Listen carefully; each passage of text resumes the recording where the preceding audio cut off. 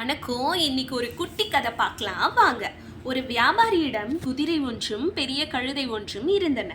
அவர் குதிரையை சவாரி செய்யவும் கழுதையை மூட்டை சுமக்கவும் உபயோகித்தார். ஒரு நாள் அருகிலுள்ள நகரத்திற்கு குதிரையையும் கழுதையையும் ஓட்டிச் சென்றார். கழுதையின் மேல் பெரிய பார மூட்டை ஒன்றை ஏற்றியிருந்தார். அதனால் கழுதை பாரம் தாங்காமல் தள்ளாடி தடுமாறி சிரமத்துடன் நடந்து சென்றது. குதிரையோ தன்மேல் பாரம் எதுவும் இல்லாமல் குதூகலத்துடன் நடந்து சென்றது. வழியில் குதிரை கழுதையை பார்த்து, நண்பனே, நீ பெரிய பார மூட்டையுடன் வெகு சிரமத்துடன் நடந்து வருகிறாய். நானோ பாரம் எதுவும் இல்லாமல் சுகமாக நடந்து வருகிறேன் என்று கூறி ஏளனம் செய்தது.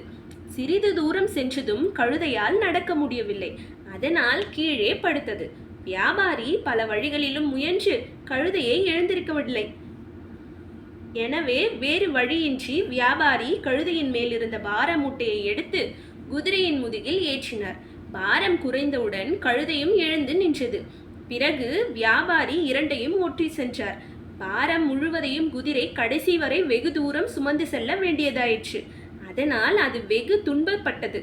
தன் கழுதையை ஏளனம் செய்ததால் தனக்கு இக்கதி ஏற்பட்டது என்பதை உணர்ந்தது.